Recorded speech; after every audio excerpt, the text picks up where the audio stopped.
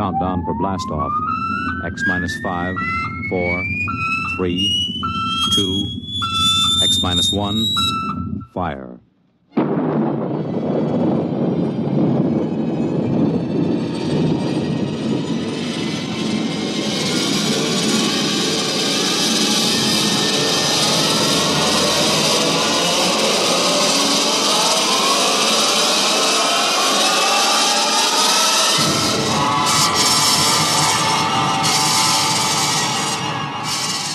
From the far horizons of the unknown come tales of new dimensions in time and space. These are stories of the future, adventures in which you'll live in a million, could be years, on 1,000 maybe worlds. The National Broadcasting Company, in cooperation with Galaxy Science Fiction Magazine, presents X minus 1.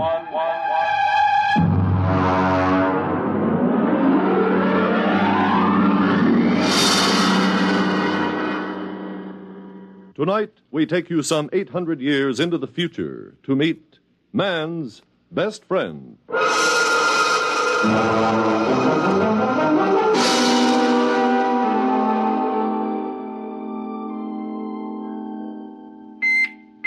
Well, what's the matter?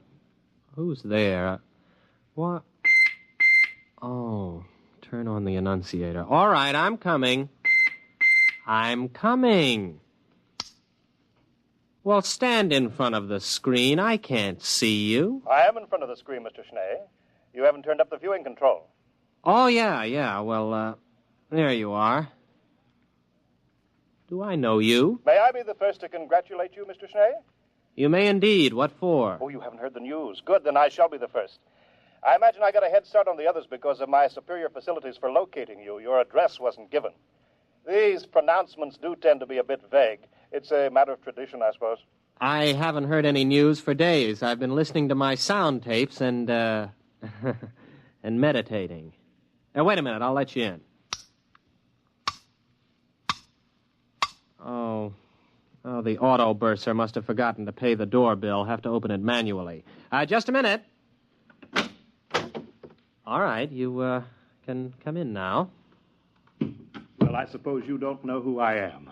Well, you're wearing the uniform of an upper-echelon salesman. I just wanted to warn you, nobody can force me to buy anything. I'm a free citizen. Oh, now, come, Mr. Schnee. I suppose the big news is I'm the lucky householder to whom the little gem room expander will first be offered. Oh, nothing of the sort.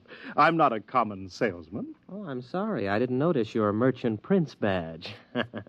Come in, have a chair. No, not that one. It's my meditator. It's still running. Oh, thank you. Well?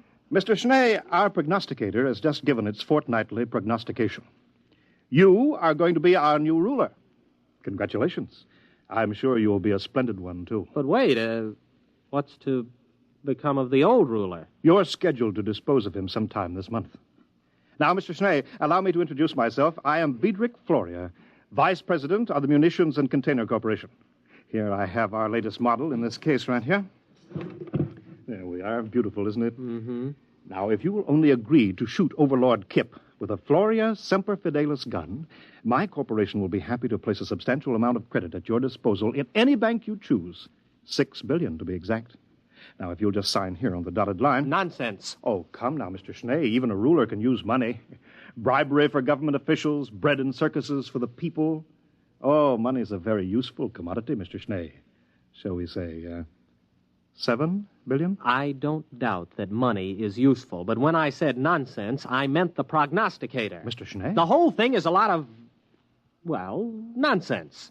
A whole planet of supposedly intelligent people listening to what's really more an oracle. A machine can't read the future. It's impossible. Oh, dear, Mr. Schnee, that's sacrilege. You can't talk, confound it, sir. You can't talk that way about the machine. Listen, after all, let's look at this reasonably. Machines can and do answer all the problems of our daily life. So why shouldn't a superior machine be able to tell the future? If you ask me, behind the wires and gimmicks and whatnots of the machine, there's a secret room in which a half-mad, half-intoxicated old priestess sits delivering her Delphic pronouncements. Might as well have an above-board oracle and be done with it. Now, Mr. Schnee, even our ruler shouldn't flout the authority of machinery. Of course, it's all right when you're alone with friends like me, but in public you shouldn't. Mr. Schnee, I'm from the Daily Disseminator. How does it feel to be ruler prognosticate? Perhaps you tell us in your own words. Oh, that's what I get for leaving the annunciator on. There's your community. All right. I'll answer it. Hello. Mr. Schnee? Yeah. I'm Overlord Kip. I understand you are the young man who was destined to dispose of me and take my place. Well, honestly, Your Honorship, I haven't the slightest You'll make it swift and painless, won't you? Suppose you come around to the palace around 1 o'clock or so. We can have a bite of lunch and discuss the matter together.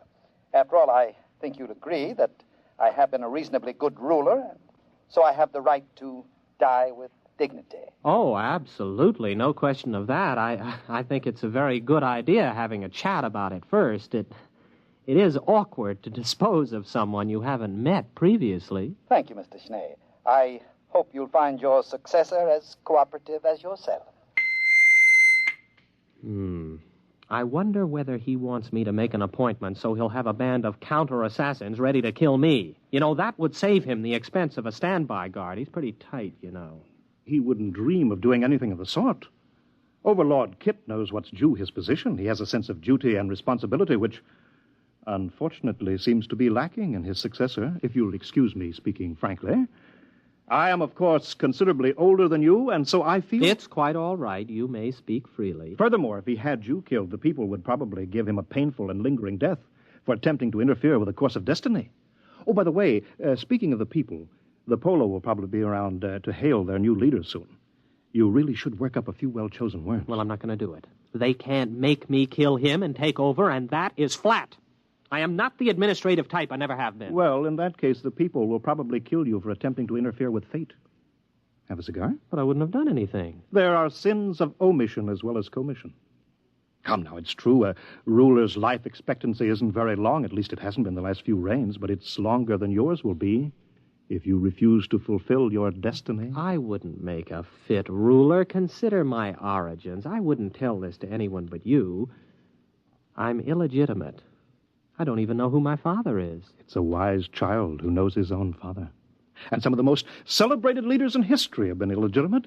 Look at William the Conqueror, Alexander Hamilton. I don't think that's too much of a recommendation. You see, almost anyone can be a leader. The important thing is that he be destined for leadership. But I'm no good at it. Everybody says so. I've never done a thing in my life. My aged mother has had to work to support me. Well, it's time enough that you stood on your own 2 feet, my boy. Remember, destiny must take its course. Oh, excuse me, I'm due on radio monitor in a few seconds. If you don't mind, I'll broadcast from here. I'll just check my equipment here. Fine. Now, here we go. My friends, allow me to introduce to you your new ruler, Gervais Schnee. He is planning to assassinate Overlord Kip with a Floria Semper Fidelis gun. Floria Semper Fidelis guns retail from credit 2.98 for the peasant's pistol, all up to credit 1089.98 for the super deluxe conspirator's model. But each is the best attainable for the price. Mr. Schnee will, of course, use the super deluxe model. And now I give you Mr. Schnee. Right into here? Oh, anywhere. It's non-directional. Oh. Thank you for your confidence and support. I only hope I prove worthy of it. That's all. Thank you, ruler prognosticate Gervais Schnee.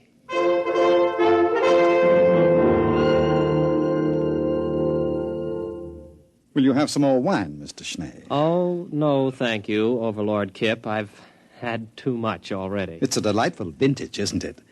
I think it was bought by Overlord Jasper about 7 reigns ago. You'll find the cellars in perfect order. I'll give you the inventory and the key a little later. Do we have to talk about it? Oh, well, one has to take these things as they come, you know. Here today, gone tomorrow. That reminds me. Will tomorrow suit you? Well, of course, it really doesn't make any difference to me. All right, then. We'll set it for tomorrow, if that's convenient for both of us. I have the afternoon clear. We'll make a public announcement a little later. Well, all right, if you say so. Why, of course. And now we can go into my study and discuss the details at our leisure. I've got half a box of some wonderful cigars left over. I think you'll enjoy them.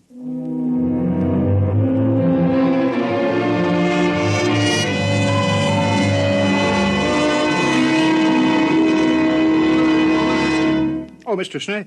Mr. Schnee, you aren't ready yet. Well, I can't button the top button of this uniform. Oh, isn't it handsome? Black and silver, the traditional assassin's uniform. It was made for me without charge by Hanson and Cruster, the tailors. Yes, of course. It's the curse these days, you know, the over-commercialization of important public functions. Oh, wait a minute, I have your pistol ready here. I bet you're excited. Couldn't sleep last night, eh? No, well, yes, I did toss a bit. Well, I see you're getting telegrams. Isn't that nice? Had your breakfast? Oh, well, I don't think I'm exactly in the mood for eating. Oh, you should, you know. A good breakfast makes good aim. Well, I really couldn't eat a thing. Well, you'll have a fine lunch after it's all over. I saw your black and silver limousine at the door. What?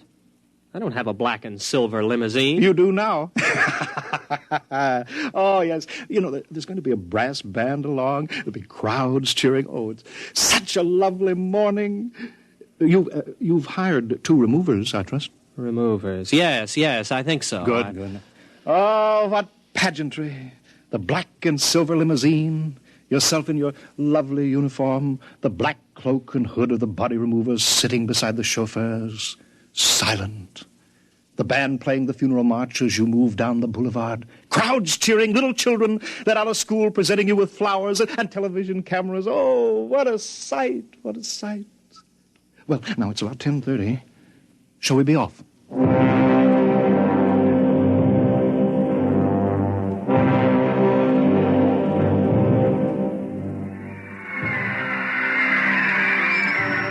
Well, come on. Get out of the car, Mr. Schnee. I don't feel so good. Well, come on now. The television cameras are ready. There we are. Just a moment. Now, ruler prognosticate Schnee, allow me to load your super deluxe conspirators Floria Semper Fidelis gun for you. It's already loaded. I'm supposed to do it now for the cameras. It's already loaded. Permit me to check it, then? It's perfectly all right, I tell you. No, don't touch it.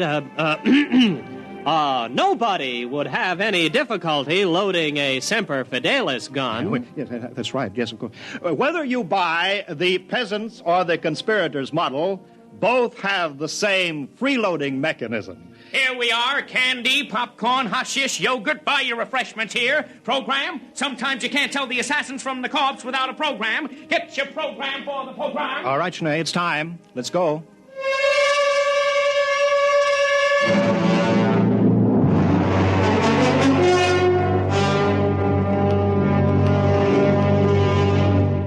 Well, here we are again, eh? Overlord Kip, I am officially here. Well, now, just a minute, old man. I have my speech, you know. Your speech? Oh, I'm sorry, really. Well, that's all right.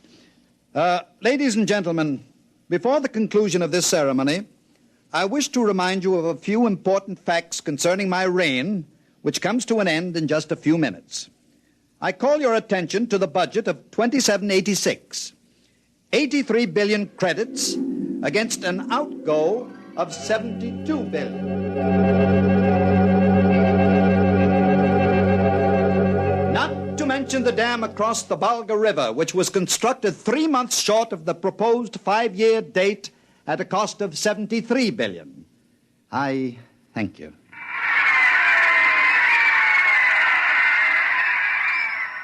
Well, that's it, old man, huh? Are you all done? Why, yes, I think I've covered everything. Well, goodbye and good luck, Overlord Schnee. Anytime you're ready. You mean now? Well, come along, old man. The networks have only cleared an hour. There's a commercial program starting in 3 minutes. Get on with it. Well, all right. Here goes.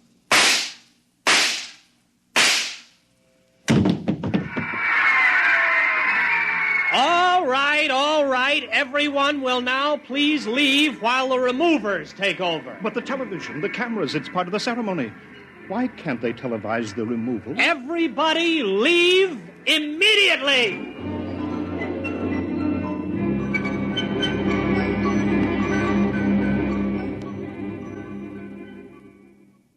They're all gone now, Overlord Schnee.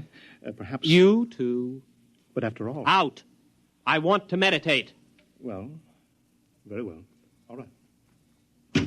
Oh, alone at last. Kip. Overlord Kip. Phew. I don't think I'd have been able to stay still much longer. You all right? Schnee, you're a good shot.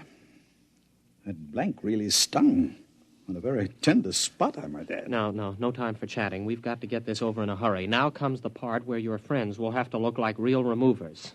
I hope they can give it the professional touch. Don't worry about us. We are real removers.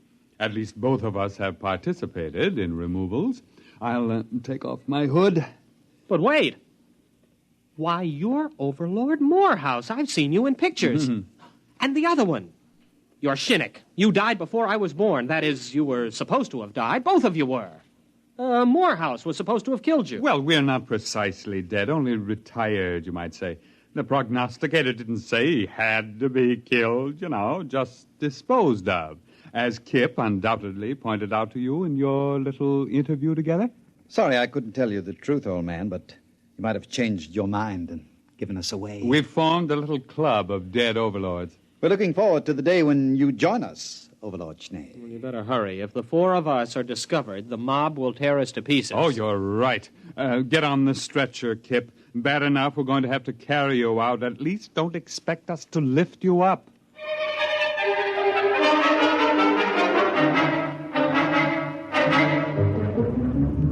Floria? Yes, Your Honorship? The prognosticator is right here in the palace, isn't it? Yes, Your Honorship. Lead me to it immediately.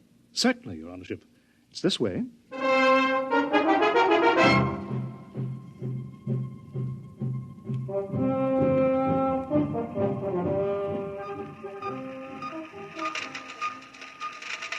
Here you are, Your Honorship. This is the prognosticator. 20 stories high, 100 meters wide, the center of our entire civilization. Leave me. I would be alone with the prognosticator. But Your Honorship... Leave me, and take all the technicians with you. Yes. Yes, Your Honorship.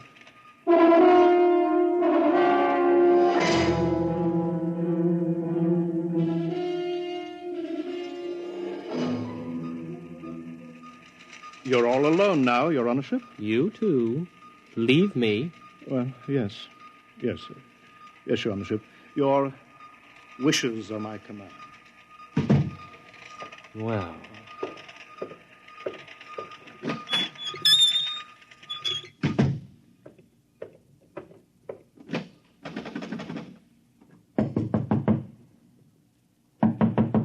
Oh, go butter your earlobes. Can't you read, you dumb cluck? That door says private. Open up. It's me, Gervais. Open up. Oh, all right.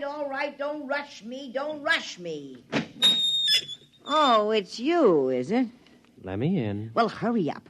Don't want any of these nosy scientists around. Well, what do you want? Still the same old place, huh? Teapot. Your crystal ball has dust on it. And why don't you get yourself a new pack of gypsy cards? And please get rid of that old overstuffed horror. That old overstuffed horror is a rare old psychoanalyst couch. You see that hole? That's the original stuffing. What is that smell? That's not tea you're drinking, it's gin. Why, of course it is. Nice to see you, Sonny. It's about time you came to pay your old mother a visit. I kind of thought something like this would stir you up. Mother, you know you shouldn't have done it. What'd I do? You fixed the prognostications, that's what you did.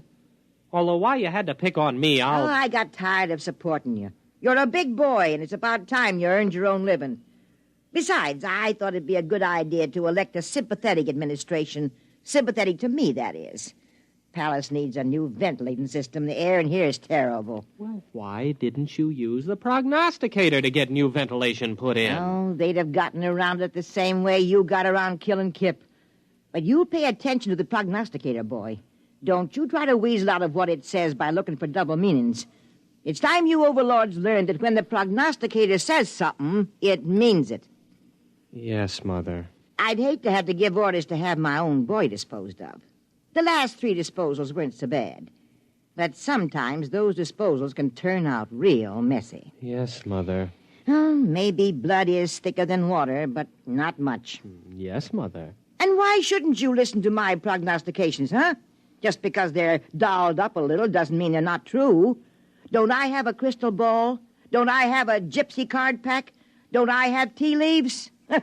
Best tea leaves money can buy. Yes, Mother. So? What are you going to do? I'm going to have the ventilating system attended to right away. Now, that's my boy.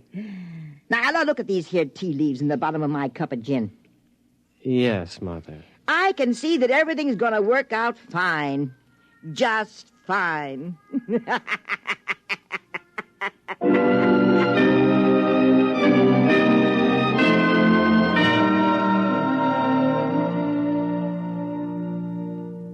You have just heard X-1, presented by the National Broadcasting Company in cooperation with Galaxy Science Fiction Magazine, which this month features The Hardest Bargain by Evelyn Smith. Galaxy Magazine on your newsstand today. Tonight, X-1 has brought you Man's Best Friend, a story from the pages of Galaxy, written by Evelyn Smith and adapted for radio by Ernest Kanoy. Featured in the cast were William Redfield as Schnee, Wendell Holmes as Floria, Santos Ortega as Kip, and Leona Powers as Mother, with Raymond Edward Johnson and Bob Hastings. Your announcer, Radcliffe Hall. With this broadcast, X-1 concludes its present series. The show will return to the air on Thursday, June 20th. Check your local radio listings for the new date and time. That's Thursday, June 20th. X-1 was directed by Daniel Sutter and is an NBC Radio Network production.